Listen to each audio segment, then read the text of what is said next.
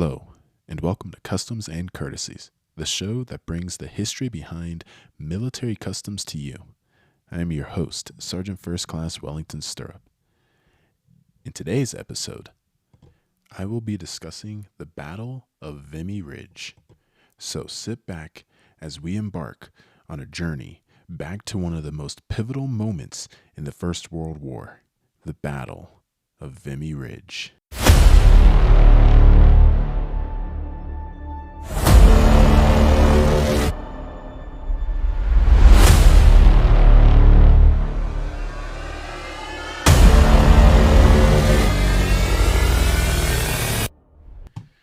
Hello, everybody. Hope you're all doing well out there. After about 3 different tries now, I realized that I had my mic on mute. So I've spent the last 20 minutes trying to figure out why I didn't have any audio feedback coming through. And I'm over here like, wow, okay. Well, all I had to do is look down at my microphone and I would have figured out that I had it on mute. Well, it's been a day, so I'm sorry. Yeah, I should have left. I should have left all of the takes of me trying to figure out and realizing like, oh, I'm on mute in there. Oh man. But yeah, today I am going to talk about the Battle of Vimy Ridge, and it is something that one of my friends from Canada, she has sent me a couple of things, and originally the battle took place in April. I want to say the 9th through the 12th. I think, the 9th through the 12th of April in 1917. So last week's episode, I talked about Anzac Day and the importance of it. This week, I am talking about Vimy Ridge and the importance of that. And for those that don't know, the result was a British Empire victory. However, right, over the Germans, over the German Empire, this is a Canadian victory. Okay, so yes, the United Kingdom, yeah, we know you guys had an entire empire, all of these colonies and everything like that. And Canada at the time was still one of the colonies. But this is a Canadian military victory. So, they can just, they can eat that one. Not that I have anything against our British partners and allies. I love you guys. Huge Anglophile. But this one is for the Canadians. So let's get into it. All right. So on April 9th, 1917, amidst the muddy trenches of northern France, Canadian soldiers made history. Vimy Ridge, a heavily fortified German stronghold, stood as an imposing barrier. But what ensued was not just a battle. It was a testament to courage, strategy, and sacrifice.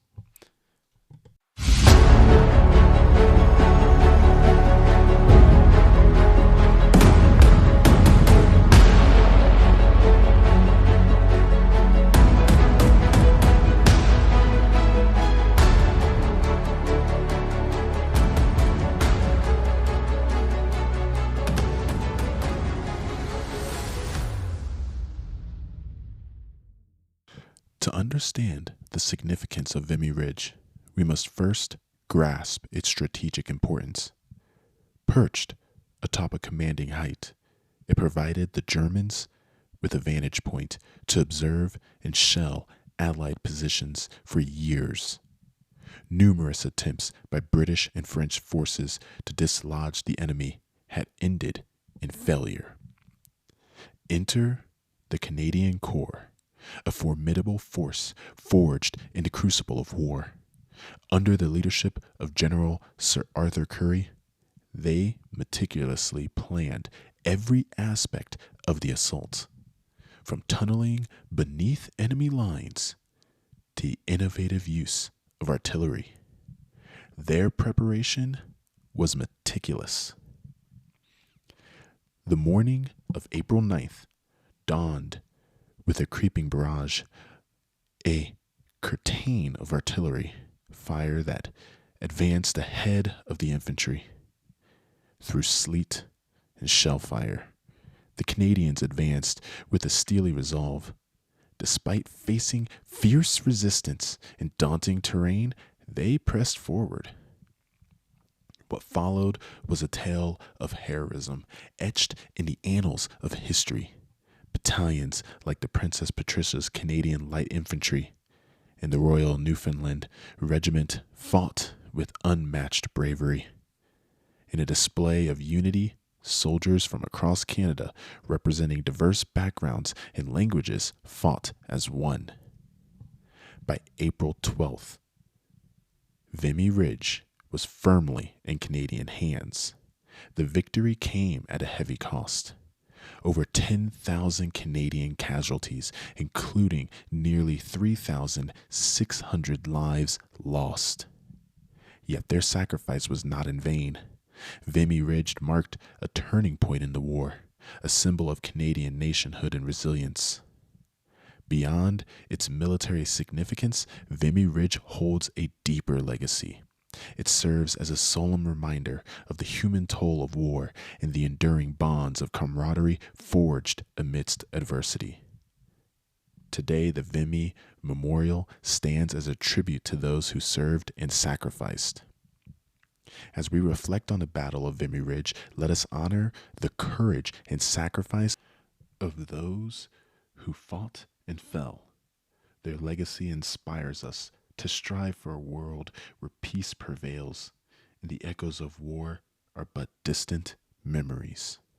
Now, as I mentioned earlier, Vimy Ridge was a heavily fortified German stronghold that had withstood previous Allied attempts to capture it.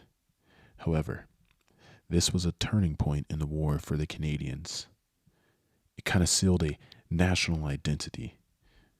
The successful capture of Vimy Ridge by the Canadian Corps was a defining moment for Canada as a nation. For the first time in the war, all 4 Canadian divisions fought together as one cohesive unit. The victory symbolized Canadian unity, resilience, and nationhood, helping to forge a distinct national identity to separate it from Britain. Now, I earlier mentioned that the human sacrifice was high. The Battle of Vimy Ridge was not without cost. Over 10,000 Canadian soldiers were killed or wounded during the assault. The bravery and sacrifice of these soldiers, many of whom were young men from across Canada, are remembered and honored to this day. And again, this was a turning point, because the capture of Vimy Ridge marked a significant turning point in the First World War. It allowed the Allies to gain control of high ground. And if you're a Star Wars fan, you know exactly what that means. It provided them with a strategic advantage in subsequent battles, and the success at Vimy Ridge boosted Allied morale and demonstrated the effectiveness of careful planning and coordination in modern warfare. Overall, the Battle of Vimy Ridge is remembered as a pivotal moment in Canadian history, showcasing both military prowess and national unity in the face of adversity. Now, as I mentioned last week with the Battle of Gallipoli, I'd be remiss if I didn't mention the amount of Victoria Crosses that were earned at the Battle of Vimy Ridge. At this battle, there were 4 Victoria Crosses that were earned by Canadian soldiers for acts of bravery and valor. And for my American listeners, if you're not aware, the Victoria Cross is like our Medal of Honor. These recipients of the Victoria Cross earned the highest award for gallantry in the face of the enemy that can be awarded to British and Commonwealth forces, and they were Private William Milne. Milne? Milne. I'm going to go with Milne. And again, if I'm getting these wrong, I'm sorry. So, Private William Milne, Lance Sergeant Ellis Sifton, Private John Patterson, and Captain Thane McDowell. Their courageous actions during the battle exemplify the extraordinary bravery displayed by Canadian troops during this historic engagement. And I also want to point out that, just like last week, I tried to figure out how many soldiers that took part of this battle made it through to the very end. And the numbers, they vary. And it depends on factors such as injuries sustained during battle, subsequent engagements, and post war experiences. However, it is estimated that a significant portion of the Canadian soldiers who fought at Vimy Ridge survived the war, though many may have been wounded or suffered long term physical and psychological effects. Additionally, some soldiers may have returned home relatively unscathed and lived long lives after the war. So if you're wondering, what can we do? How do I honor this legacy, the memory of these soldiers? Because clearly this was over 100 years ago, so none of them are even alive today. But what can you do to remember them? And I would say that there are several ways to honor the memory of soldiers. And if you listen to this podcast regularly, you know that this is something that I like to do. Just something to pay homage, if you will. So, the several ways are this. You can visit the Vimy Ridge Memorial. Paying a visit to this memorial in France is a powerful way to honor the memory of the soldiers who fought there. And the memorial stands as a solemn tribute to the Canadian soldiers who served and sacrificed during the battle. And again, if you're into traveling, well, France is a nice place. So highly encourage you go and check it out. You can educate oneself and others about the history and the significance of the battle, because it's essential to understanding the sacrifices that were made by those who fought in the war. And I would be remiss if I didn't say that, even though at the time the Germans were our enemy during the war, now they're one of our allies, and they lost thousands of, young men as well. So, just educating yourself on the price of life that was just lost in the span of only a couple of days. Remember, it was estimated around 3,600 Canadian soldiers died, with 10,000 something being wounded. Those are pretty steep tolls to pay. I mean, when you look at it, approximately 100,000 Canadian soldiers participated in the Battle of Vimy Ridge. The number of the German soldiers is not exact, so it's kind of hard to get an exact number. But this included, as I mentioned, troops from all four divisions. And when you look at it and you look at how many were wounded or how many died during the battle, they suffered approximately 10,600 casualties, being both killed and wounded.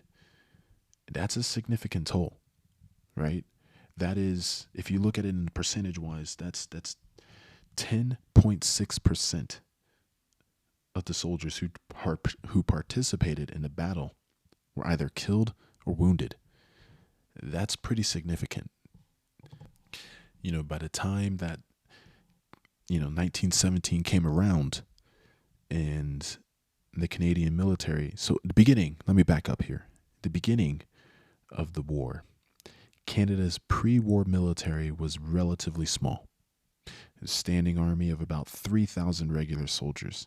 However, as the war progressed, Canada implemented conscription and voluntary enlistment programs, and they boosted their strength by 1917 up to a force of over 600,000 soldiers. Now that included infantry, artillery, engineers, medical personnel, and support units. So this sizable military force allowed Canada to make significant contributions to the Allied operations on the Western Front, including this battle, the successful capture of Vimy Ridge. Now, since we're talking about the death toll and, the significance, because again, it was 10.6% of soldiers that participated, of Canadian soldiers that participated in this battle that died, right? Of a force of 100,000 people. we'll just say, 10 to 11%. We'll just round, right? Round up or down. 10 or 11% of your soldiers are now just gone, right? So when you look at it at a force of 600,000 people, that's almost 2%. It's like 1.77%. That's a significant amount, even for a force of 600,000 people, to just have, 1% of that gone in an instant over a span of a couple of days. That's pretty significant. Again, this battle took place from April 9th to April 12th in 1917. So what? That's only a couple of days, guys and girls. So to lose 1% of your fighting force, almost 2% of your fighting force in a span of a couple of days. So, I mean, again, in 3 days, the battle was won, but at what cost? It was a turning point. So it's an acceptable loss, as we would say in the military, right? The leaders, they accepted the risk. They knew what had to be done. And the soldiers there, they knew what had to be done. And they knew that, they probably weren't going to make it out of this. So even though it's tragic to think about, the fact that 10,000 people just are gone, right? Over the span of 3 days, their loss was not in vain, because, as I mentioned earlier, it was a turning point for the war. So when they captured this German stronghold, and I'll get back to how we can honor their legacy, but I just kind of want to talk about this, because when you talk about the cost of life and you talk about acceptable losses, people in the military, we kind of understand, right, what's at stake. We look at it from a different view. Civilians, not so much. They kind of struggle a little bit with how, I guess, for a lack of better words, how callous we can view, when we talk about the casualties and the death toll in conflicts and wars. Sometimes we can come across as a little cold, but that's because we look at it from a different point of view, right? So as I mentioned, this was a turning point in the war. And, the commanding height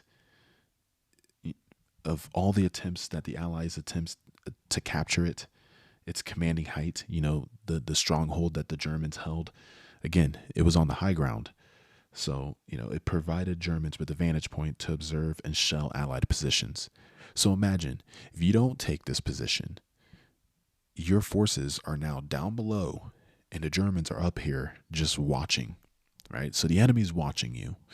They're watching you. And to put it into perspective, think of it as if you're in a 2-story house or in a apartment building and somebody's down in the parking lot and you can clearly see them. They can't see you, right? But you can see them all day long. And you're just throwing water balloons out at them or something, right? And they don't know where it's coming from. They just know it's coming from above. And that is what it is like. So imagine every time that water balloon splashes, it's taking out, 50, 100, 150, 200 people at a time, right? So are you just going to sit there and just take it? Are you going to sit there and just hunker down in your bunkers and your trenches? Or are you going to go on the offensive and try to take that objective? Well, the Allied forces decided, let's take this objective. So the successful capture of Vimy Ridge by the Canadian Corps gave the Allies control of this strategic position, which allowed them to observe and target German movements. So we flipped the script on them, right? The Allied forces were like, we're done with this. We're going to go on the objective. We're going to capture this thing at, no matter what the cost. And the cost was 10,000 soldiers, right? But it had to be done. Had to be done, or else you were going to lose more. So, after they took the objective, they were able to observe and target German movements, as well as launch further offensives. So, that was the strategic position. The tactical innovations, though, were that the Canadian Corps employed innovative tactics and strategies during the battle, including meticulous planning, which I'm pretty sure, we learned from and we've improved on, to this day. Extensive training. That's one thing that we love to do in the military. Train, right? All day long. The use of underground tunnels. Now, if you've watched, the show like Peaky Blinders, love that show. Tommy Shelby and his brother, they were tunnelers, right? This was not a new tactic, but this was something that was heavily used during World War I. And tunneling was dangerous in and of itself, because think about it. You're digging underground, right? So everybody knows what happens if a mine collapses, right? You're stuck there. So there's that. Also, the Germans were doing tunneling as well. So sometimes you did have instances where you hear scratching on the other side where you're digging, and you realize, oh, that's the enemy. And they probably also realize, oh, that's the enemy. So then what do? You pack that thing full of explosives and kaboom. You try to get out of there as fast as possible, hoping that you blew up the enemy and collapsed their tunnel. Then you go back into your tunnel and you start digging again, because it has to be done. Somebody has to do it. Well, the Canadians kind of perfected this during this battle. So good on them.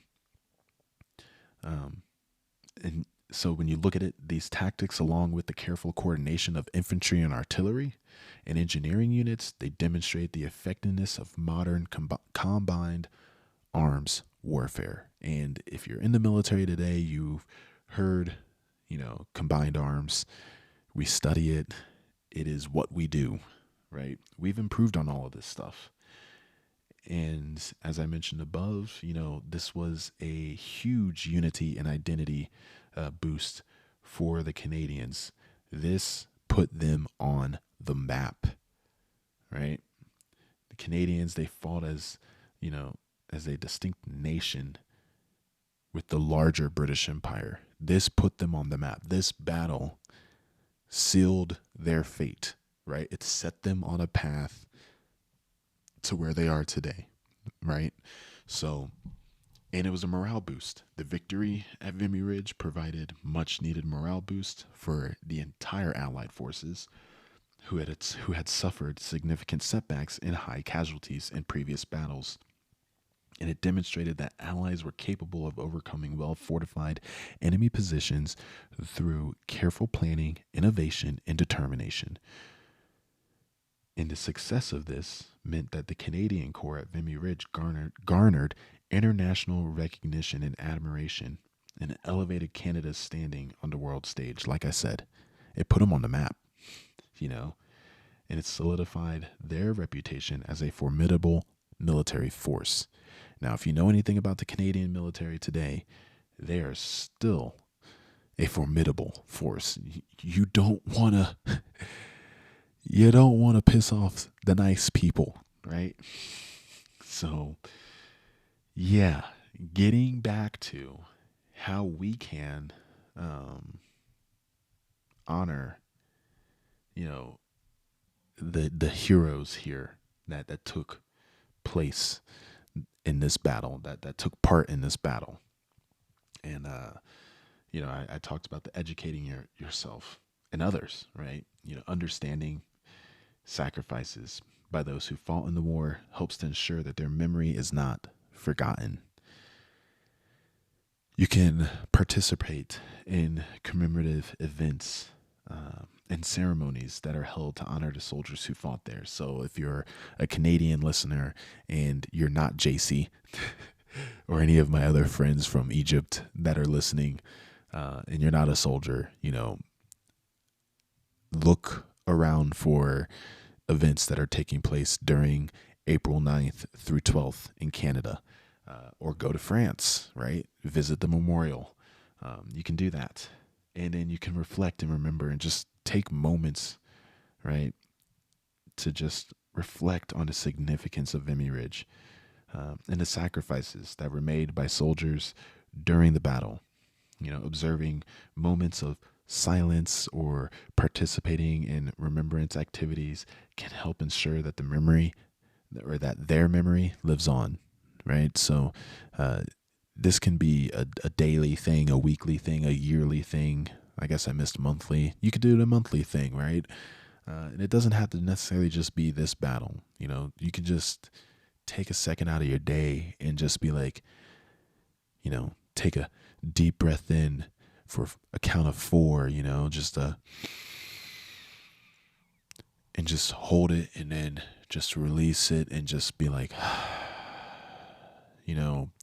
thank you to all of our allied partners that have, fought and died on my behalf, so that way I can live the life that I'm living now.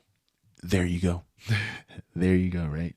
So by engaging in these actions, and that, by the way, that's a little guided meditation for you. My friend JC said that I could do a guided meditation podcast. So, this whole episode is for you, Jace. But yeah, by engaging in these actions, we can honor the memory of the soldiers who fought there and died there, and we can ensure that their legacy is remembered and, respected for generations to come, because as time goes on, all wounds heal with time, and people tend to forget unless you have people who, like me, who are into history and talk about these kind of things. And there are others who are willing to listen to these kind of things, and then they go on and talk about it, because if they don't, we forget, right? Especially me with my crappy memory, which is interesting because I'm a history person. Rambling. Anywho. So, on that note, this concludes, my podcast for this week. Thank you for joining me on this journey through the Battle of Vimy Ridge and what you can do to honor the legacy. Thank you for listening to me ramble on about the numbers of people, and I hope that you tune in next time. So, until next time, just remember to explore the past and explore the past to understand the present and to shape the future, because that's what this podcast is about. More or less about military history and our customs. And next week, I plan to talk about some Five Eyes action. So if you don't know what that is, just Google it. Five Eyes. Exactly how it sounds. And hopefully I can get one of my buddies on. I got to do some coordination. So anyway, that has been the show on Vimy Ridge. I hope you enjoyed it. I am Sergeant First Class Stirrup, wishing you, wherever you are, a good day. Signing off.